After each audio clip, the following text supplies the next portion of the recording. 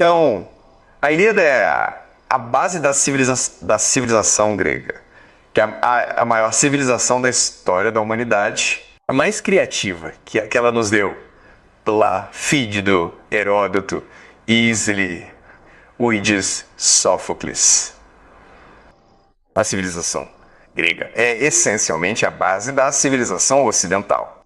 Então a questão que veremos hoje é como é possível que um poema épico possa dar origem a uma civilização hoje. Certo. Então, o que precisamos entender sobre galicização é que existem dois conceitos importantes. O primeiro é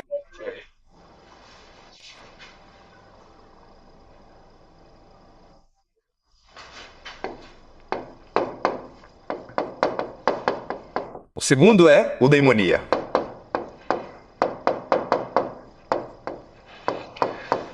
Então, déspota significa virtude, excelência ou caráter. É algo que o torna especial, aquilo em que você se destaca. E, tradicionalmente, existem dois tipos. A luta armada e a arte de falar.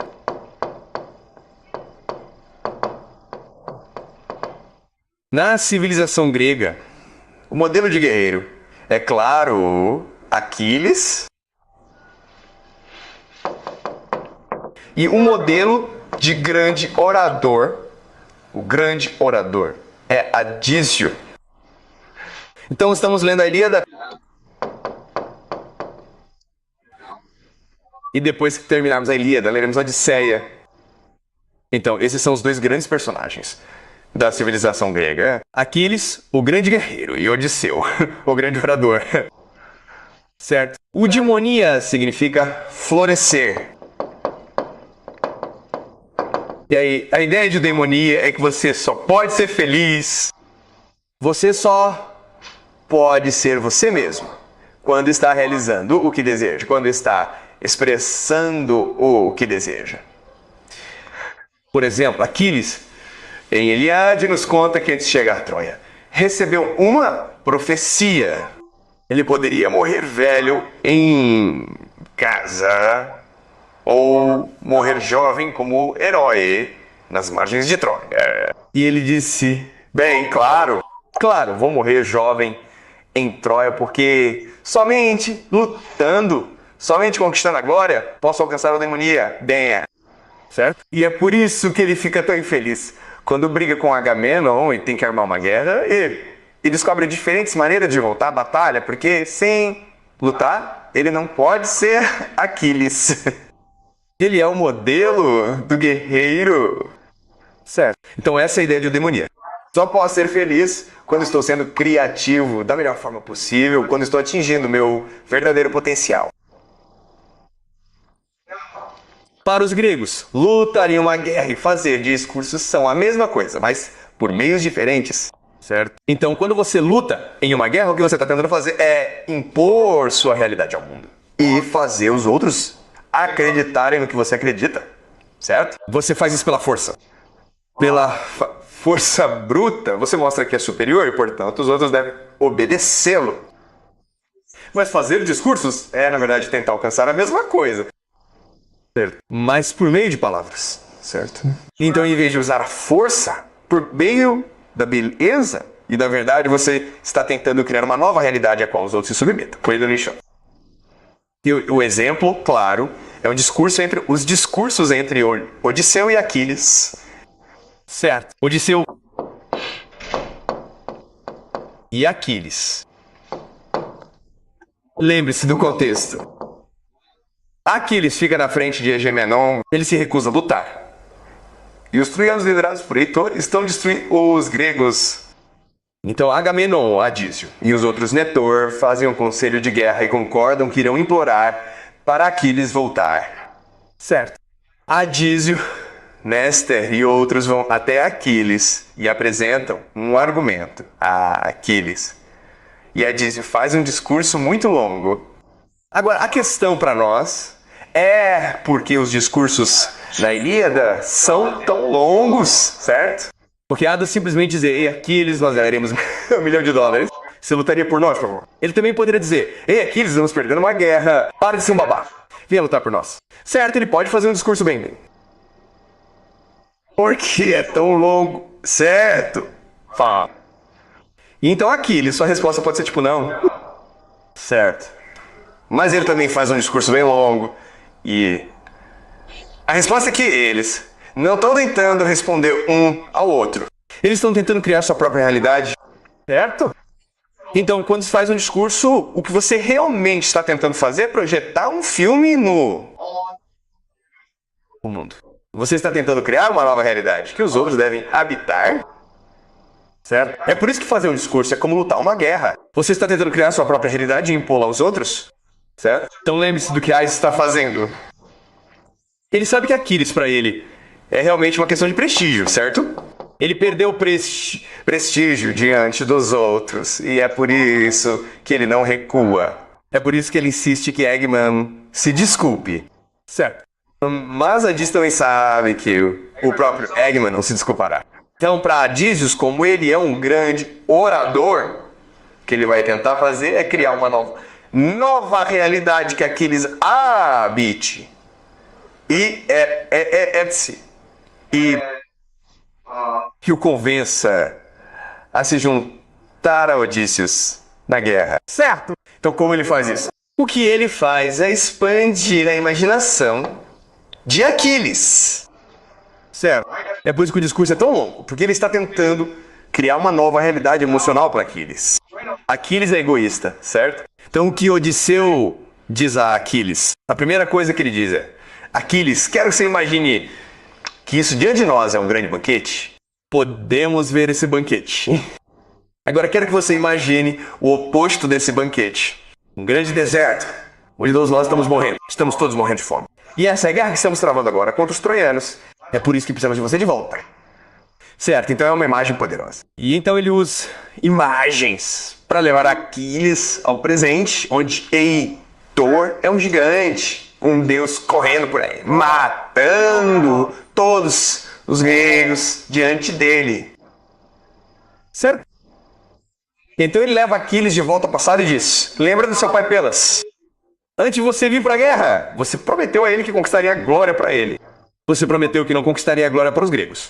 Certo? Então ele leva Aquiles para o futuro, que é: vamos imaginar o que acontece quando vencermos esta guerra. Quando vencermos esta guerra, todas as riquezas de Troia, todos os tesouros, pertencerão a você, Aquiles. Mais uma vez, Manon lhe dará sua filha como noiva, e você será a glória de toda a Grécia. Você tem tesouros e tesouros. Pense no presente. Pense no presente. Pense no passado. Pense no futuro. Certo? Expanda sua mente, Aquiles. Certo? É isso que Adísio está fazendo. Ele está tentando expandir a imaginação de Aquiles. E quando você entrar neste mundo que Adísio criou, você será convencido a se juntar a ele. Certo? Então é isso que Speech é. Speeching é projetar um filme no mundo para que todos possam observar e então absorver essa nova realidade. Certo? Internalizar essa nova realidade. Certo?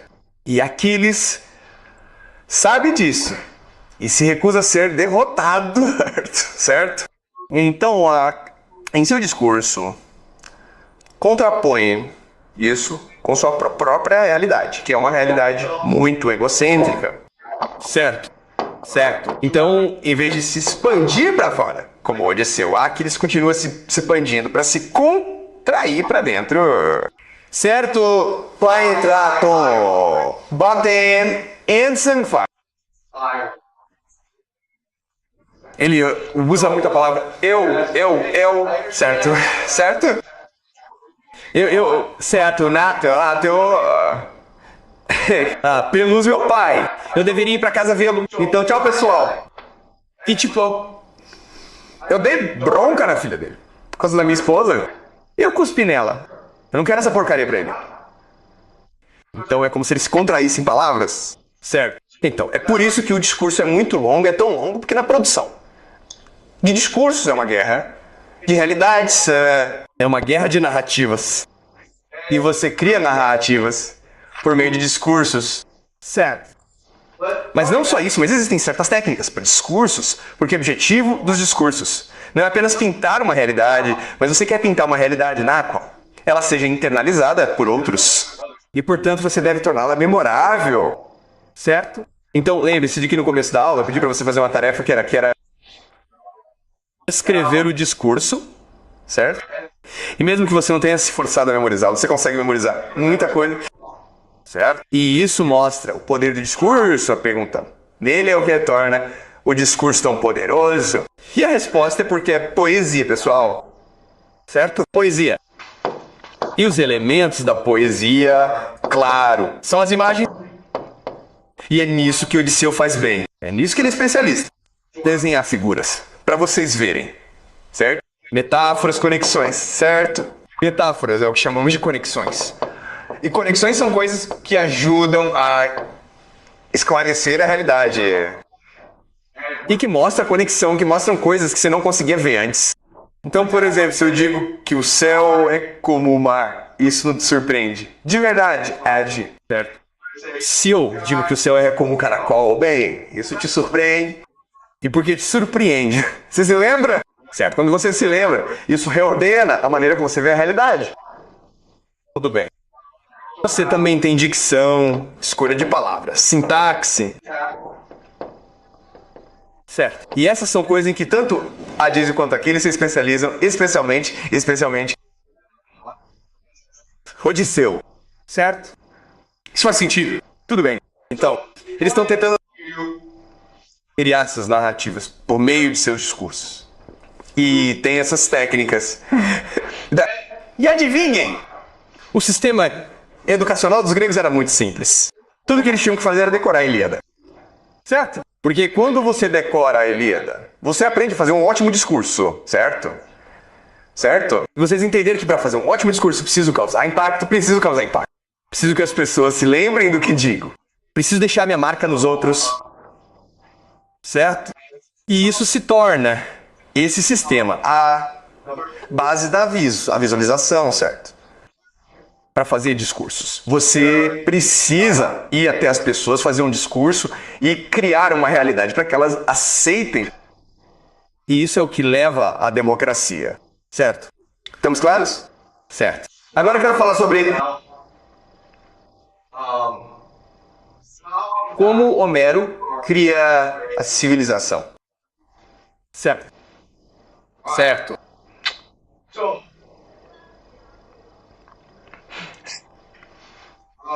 Immanuel Kant. Emil K. foi um filósofo alemão. Ele se preocupa principalmente com a forma como entendemos a realidade. Por que vemos as coisas que vemos? Por que pensamos pensamentos que temos? E ele escreveu um livro muito bom chamado A Crítica da Razão Pura, que ele descreve essa teoria. Então o que ele nos diz é o seguinte: tradicionalmente, nós nos entendemos como observadores passivos da realidade.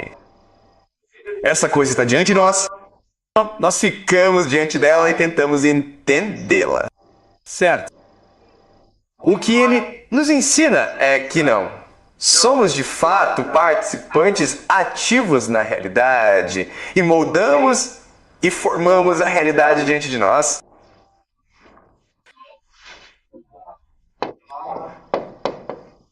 Divide o mundo em dois.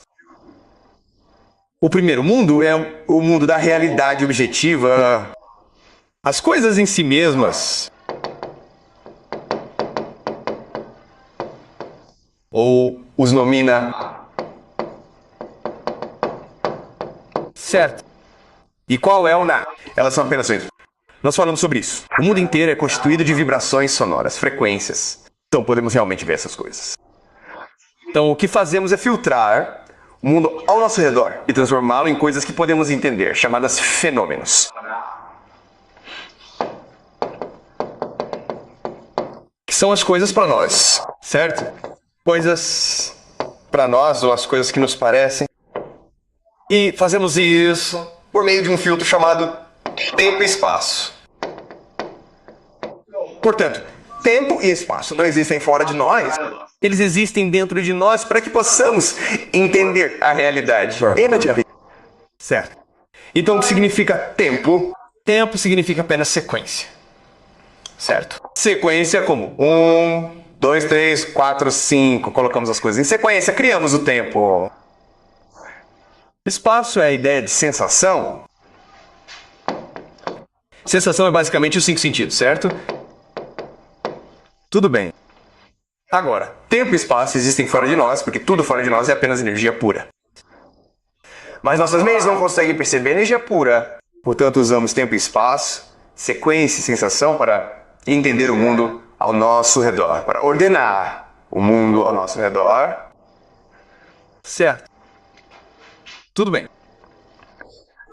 Então, o que isso significa é que se formos capazes de controlar o tempo e o espaço, podemos controlar a realidade em si mesma, certo? Isso faz sentido? E o que é essa coisa que controla o tempo e o espaço? Essa coisa se chama linguagem.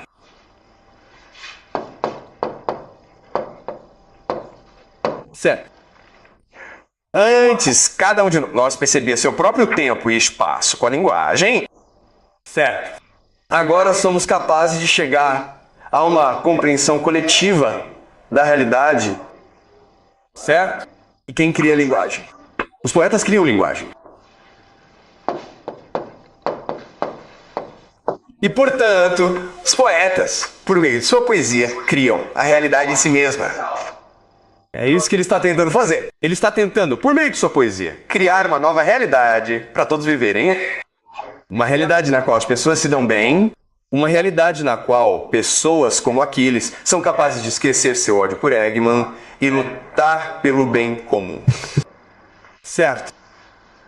Tudo bem.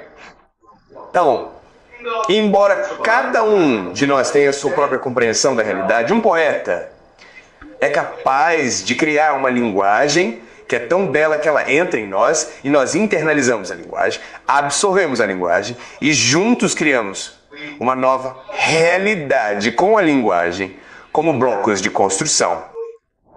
Certo? Isso faz sentido, pessoal? Tudo bem. Então, deixe-me explicar agora como Homero consegue fazer isso. Certo, vamos falar sobre como Homero consegue fazer isso.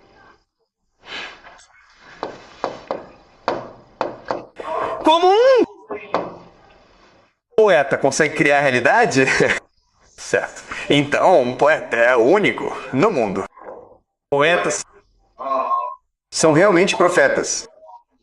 Então, se você olhar para todas essas grandes figuras religiosas do passado, incluindo Jesus, incluindo Zoroa, não eram figuras religiosas. Eles eram realmente poetas. Certo?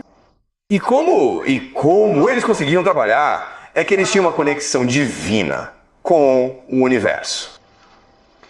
Certo? O que chamamos de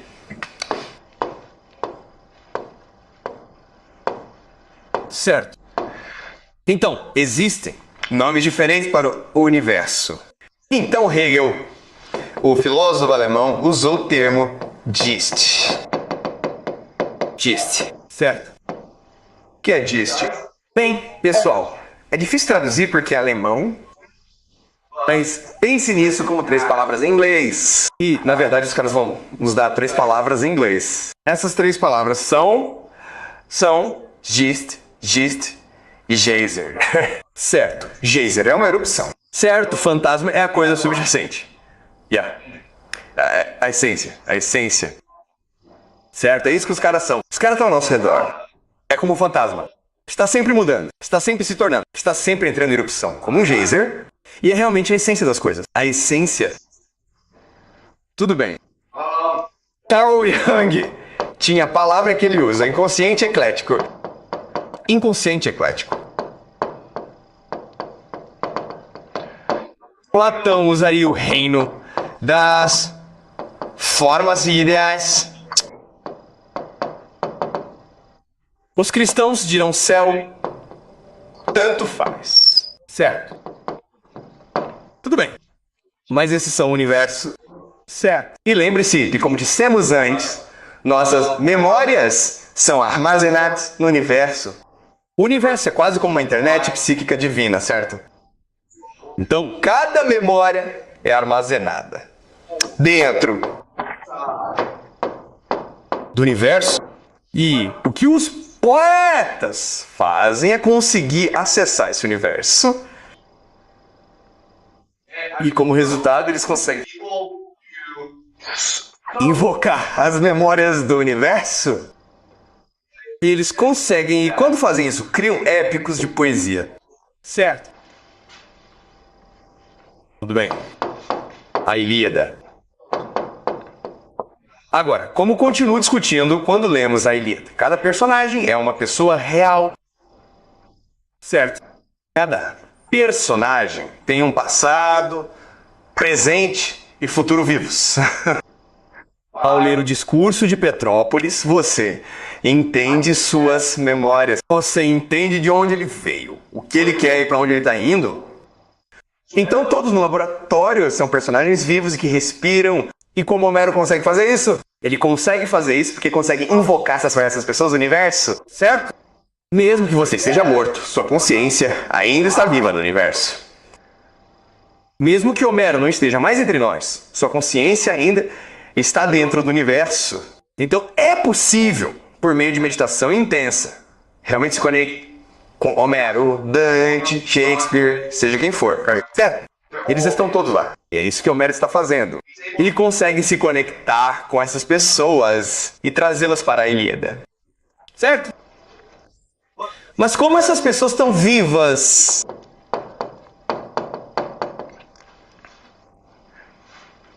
A própria Ilíada é uma memória viva. O que quero dizer com isso? É que o propósito da Ilíada é criar uma memória. Uma memória viva para as pessoas observarem. Certo? Então lembre-se de Homero, ele é um bardo nessa época. As pessoas não sabem ler. Então o que ele está fazendo é o que ele está fazendo, que é ir de cidade em cidade em cidade. As pessoas estão ao seu redor. Ele tem 100 pessoas e durante a noite inteira ele recita sua poesia. E faz o que a Disney faz. Ele pinta um filme para todos observarem juntos. É a mesma coisa quando você vai ao cinema, onde sim, é o mesmo filme, mas a experiência de cada um será diferente. Certo? E como isso se torna diferente é que você implanta sua própria consciência, seu próprio entendimento na Ilíada. Então ela se torna uma criação compartilhada. E quando você faz isso, o que acontece é que isso é muito importante, pessoal. Você se conecta diretamente ao universo. Certo? Em outras palavras, a Ilíada foi criada por inspiração do universo, mas também é um portal para o próprio universo. E é isso que permite novas criações. Certo. Então, enquanto você observa a Ilíada, porque sua própria experiência é diferente, porque sua própria conexão com o universo é única, ao interpretar a Ilíada, você cria um novo universo sobre si mesmo. Certo. E isso é o que chamamos de processo de civilização. Harry Potter. Tudo bem? Isso é o que aconteceu. É por isso que um poema, a Ilíada, foi capaz de dar origem a uma civilização inteira. Porque era tão vivo, tão poderoso, tão conectado ao próprio universo, a mônada, que quando você o observava, criava em si mesmo um portal para a mônada, o universo, os céus que lhe permitem criar seu próprio universo, que então se conecta de volta à mônada. Certo.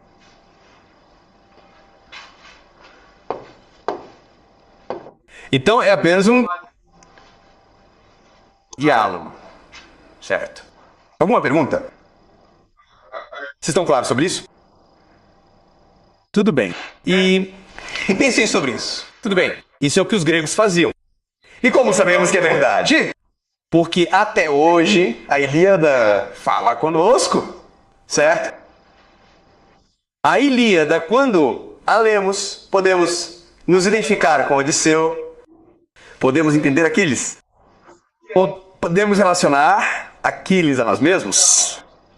Podemos prever como Aquiles se comportará? Certo? E isso é a prova de que esta Ilíada é eterna e imortal, porque nos conecta à mônada. Mas sabendo disso, o mais importante é que você pode não saber isso. Mas quanto mais você lê a Ilíada, mais ela abre sua mente, certo? Sua mente é uma antena. Sua mente é uma antena para o universo, certo? Então, quando você lê a Ilíada, é como se a sua velocidade de download aumentasse.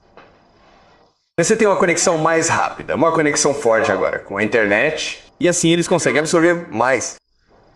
Quando você consegue absorver mais, você consegue criar novas realidades nas quais consegue observar, que consegue analisar mais profundamente, certo? E é por isso que lemos os grandes livros, porque eles literalmente nos permitem conectar e falar com o próprio Deus. Certo? Isso faz sentido, pessoal? Certo. Então. Sim. Alguma pergunta antes de lá? Tudo bem. Certo? Então, o que eu vou fazer agora é lermos juntos. Desculpe, não vamos ler juntos o ensaio de Porsche Shelley. É chamado de Defesa da Poesia. E ele explica como isso acontece. Certo. Então, agora, dando a vocês a teoria, nós veremos como Percy Shelley foi um poeta romântico britânico muito famoso. Como ele explica isso. Certo. Desculpe.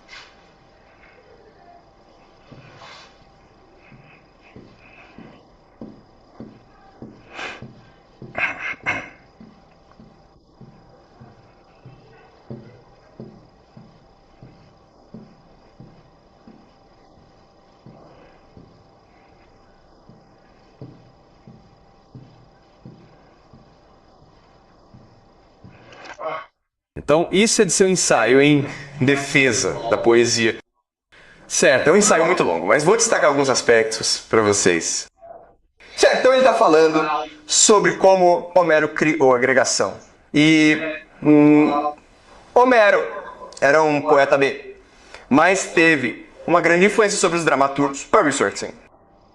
A peça, os três grandes atores, é claro, são Sófocles, Eurípides e o teatro se tornará a própria essência da vida ateniense. Então, o que você fazia? O que você fazia para se divertir era ir ao teatro. Mas o teatro era mais do que apenas entretenimento. Era sobre educação. Era sobre esclarecimento e férias. Certo. Então, ele fala sobre o teatro em Atenas. O drama em Atenas, ou em qualquer outro lugar que possa ter se aproximado de sua perfeição, pois coincide com a grandeza intelectual, moral da época. Tudo bem. Então, o teatro em Atenas provocou esses sentimentos tremendos nas pessoas que as transformaram em pessoas morais, com e criatividade. As tragédias dos poetas atenienses são como espelhos nos quais o espectador se contempla sob um fino disfarce de circunstância, exceto aquela energia de perfeição ideal que todos sentem ser o tipo interno de tudo o que amam, admiram e se tornariam. Tudo bem. Então, novamente, a ideia de poesia, a ideia de verdade, é que ela é um espelho no qual você pode olhar para si mesmo e para o mundo ao seu redor. Aqueles odiados estão em você. E você está neles e observando-os objetivamente, você pode se entender melhor. A imaginação é ampliada pela simpatia, com dores e paixões tão poderosas que estendem em sua concepção a capacidade daquilo pelo qual são concebidas. Os bons afetos são fortalecidos pela indagação, terror e tristeza, e a calma exata é prolongada da segurança desse auto-exercício deles para o tumulto da vida familiar. Então, a ideia da tragédia grega é epifania e catarsis. Então, se você olhar para a tragédia grega, há um padrão comum. Então, há um personagem trágico e ele é destruído pela arrogância. Certo, essa é uma grande falha trágica, sua arrogância. Ele é arrogante. Aquiles tem arrogância. Ele acha que é melhor do que todos os outros. Todo homem tem arrogância. Ele é melhor do que todos os outros. Certo, mas morrerá por causa da arrogância? Era por causa da arrogância. Então é a arrogância que é a grande assassina de pessoas. Certo? Não importa o quão grande você seja, você sofrerá com arrogância. Quanto maior você for, mais sofrerá com arrogância, o que só pode levar à tragédia. E você está observando isso e reconhece que é a arrogância que leva à tragédia. E, portanto, isso fará de você uma pessoa muito mais humilde. Certo? Isso é o que chamamos de epifania. Mas, independentemente da sua epifania, você ainda enfrentará a tragédia. Certo, a pessoa ainda cairá. Então, Heitor, não importa o quão grande ele seja, ele ainda vai morrer. Petrus, não importa o quão inocente ele seja, ele ainda vai morrer. Certo? E isso vai levar... E então o que acontece é que você sente uma conexão com aquela pessoa, você chora. E isso leva ao kart. Certo? Catarsis é basicamente purgação. Aos teus sentimentos comovido, tu choras, você purga seus sentimentos. Você purga sua arrogância. Você purga seu ódio. E isso fará de você uma pessoa completa. Mas, quando você comete cards, o que acontece é que agora você se conecta com o próprio personagem. Então o personagem agora vive em você, e você vive no personagem. Certo? Isso fará de você uma pessoa muito melhor. Faz sentido, pessoal? Tudo bem. Até mesmo o crime é desarmado de hábitos, horror e todo o seu contágio ao ser representado como uma consequência fatal da agência insondável da natureza, da diversidade de sua natureza lupina. Os homens não podem mais apreciá-lo como uma criação de sua escolha. Em um drama da mais alta ordem, há pouco alimento para sentimentos ou ódio. Ele ensina, em vez de autoconhecimento e autorrespeito, nenhum dos dois tem a reflexão naquilo que lhe é semelhante. Nem o olho nem a mente conseguem ver-se a si mesmos. O drama, enquanto continua a expressar poesia, é como um espelho prismático e multifacetado que coleta os raios brilhantes da natureza humana e os divide e reproduz a partir da simplicidade dessas formas elementares e as toca com majestade e beleza e multiplica tudo que reflete e dota-o com o poder de propagar seus semelhantes, onde quer que caia. Dentro. Ok, então isso é muito longo, mas é uma ideia muito simples. A ideia é que quando você assiste a uma tragédia, ok? Quando você observa uma tragédia, você está observando uma verdade fundamental sobre a natureza humana, ok? Que todos nós seremos trágicos, ok? O caso clássico é Édipo. Ok, Édipo é um homem que matou seu pai e se casou com sua mãe. E quando ele descobre a verdade, ele se cega e vai para o exílio. Ok.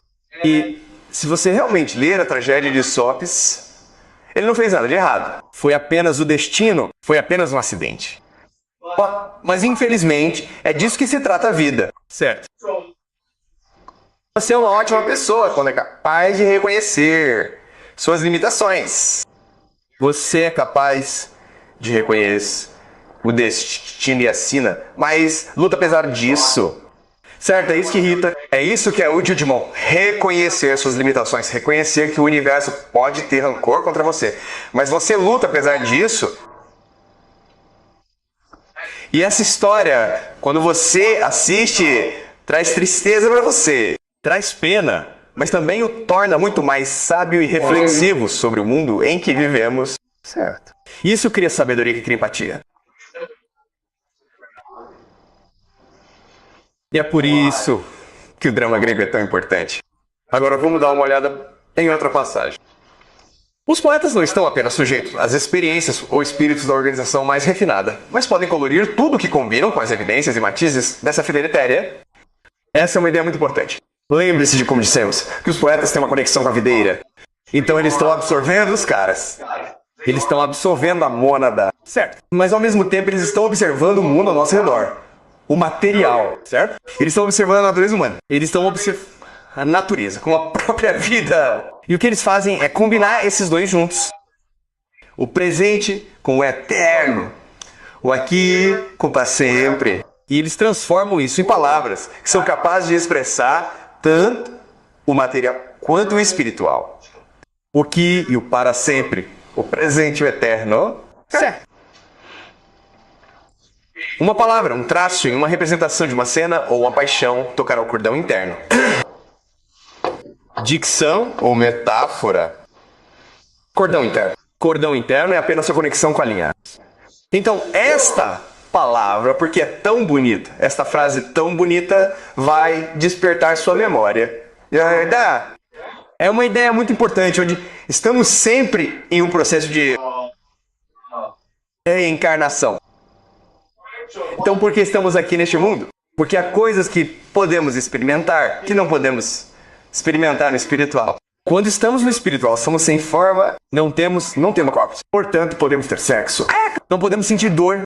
Não podemos amar. Mas neste mundo... Mas o que é importante entender é que quando reencarnamos neste mundo, nossas memórias de nós mesmos e do mundo espiritual são perdidas para nós. Caso contrário, não podemos realmente viver a vida que vivemos. Mas a poesia, porque ela se conecta tanto à videira quanto ao presente. Certas palavras irão despertar sua alma, e sua alma é a memória eterna de todas as suas vidas e sua conexão com o espiritual. Certo, é isso que a poesia faz. A poesia é um portal para a sua alma.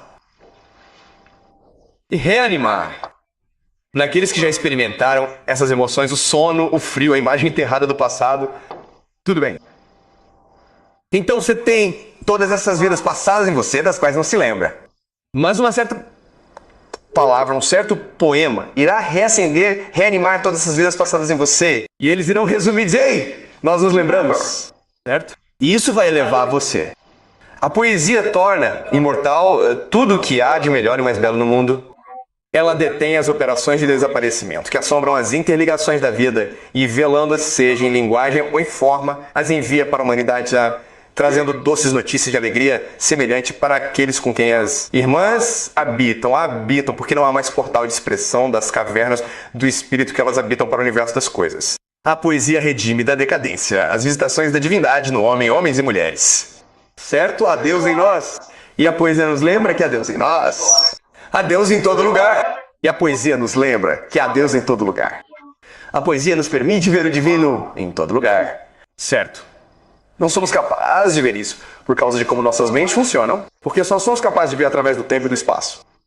Mas a poesia nos ajuda a ir além do tempo e do espaço e nos conectar imediatamente com o eterno, certo? Com o divino, com o espiritual.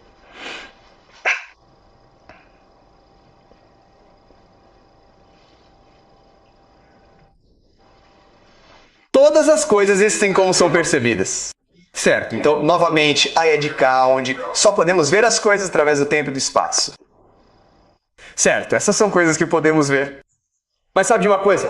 Há coisas que podemos sentir e não podemos ver. São os sentimentos que importam. Pelo menos em relação ao receptor.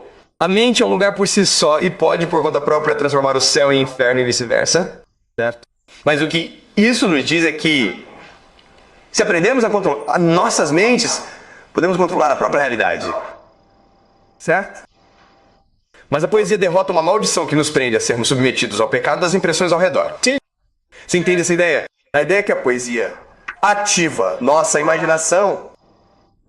Antes estávamos buscar uma prisão que nós mesmos criamos. Antes só podíamos ver o que podíamos ver. Mas a poesia nos dá uma visão mais elevada. Ela nos permite ver as coisas além do tempo e do espaço. O eterno, o passado, o futuro.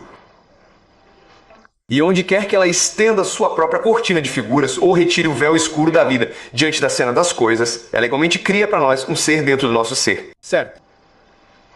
Tudo bem. Então, cada vez que usamos nossa imaginação, criamos nossa nova realidade para nós mesmos. Ela nos torna habitantes de um mundo para o qual o mundo familiar é um caos. Ela reproduz um universo comum do qual somos partes e recipientes e adquire de nossa percepção uma percepção interior. O filme de familiaridade que obscurece de nós a maravilha do nosso ser. Ela nos obriga a sentir o que percebemos e a imaginar o que sabemos. Ela cria um novo universo. Depois que ele foi gravado em nossas mentes pela recriação ou impressões embotadas pela reiteração, ela justifica as palavras ousadas e verdadeiras de Borla. Ninguém além de Deus e do poeta merece o nome de criador. O poeta é o criador do nosso mundo porque o poeta tem a imaginação para ver coisas além do tempo e do espaço, além desta realidade.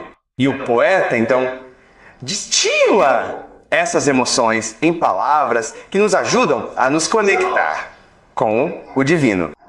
Certo? A poesia é um portal para o divino. Isso está claro, certo, pessoal? Tudo bem. Então, concluiremos. O herói, companheiro e seguidor mais decepcionante do despertar de grandes pessoas que operam uma mudança benéfica na opinião ou instituição é a poesia. A poesia é a base de toda a civilização. É da poesia que tudo deve vir. Em tais períodos, há um acúmulo do poder da comunicação, comunicando e recebendo intenções e concepções de paixão a respeito do homem e da natureza. A pessoa em quem esse poder reside pode, muitas vezes, no que diz respeito a muitas partes de sua natureza, ter pouca correspondência aparente com aquele espírito do bem do qual são ministros, mas mesmo quando negam e objetam, são compelidos a servir aquele poder que está assentado no trono de sua própria alma. Certo? Então os poetas não sabem realmente seus lucros. Os poetas não sabem que estão conectados à mônada ou à divina ou ao divino. Eles apenas fazem o que fazem porque não tem escolha. Certo? Há um fogo queimando em você, você tem que deixá-lo sair. Caso contrário, não conseguirá dormir. Certo? Os poetas são profetas que devem falar a verdade, caso contrário, simplesmente sufocarão. Eles simplesmente se afogarão em seus próprios misérios. É impossível ler as composições dos escritores mais célebres da atualidade e ficar espantado com a luz elétrica que arde em suas palavras. Os poetas são a própria chama. Os poetas não são humanos. Eles são os mensageiros da chama divina. Certo? Eles simplesmente olham. E quando você lê suas palavras, você pode ver a chama nelas.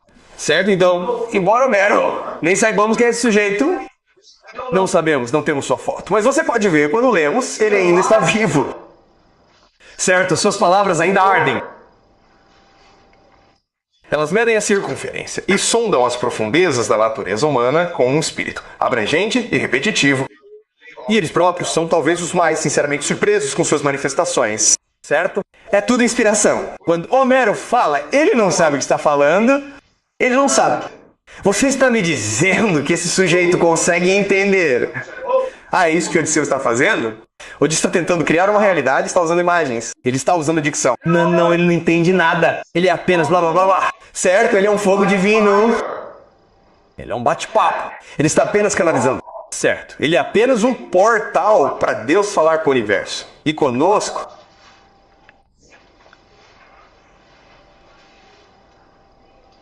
Os poetas são a esperança de uma inspiração sem precedentes, certo? Os espelhos das sombras gigantescas que o futuro projeta sobre o presente. Existem profetas porque o futuro fala conosco hoje, certo? Certo? Deus é passado, futuro, pré-presente.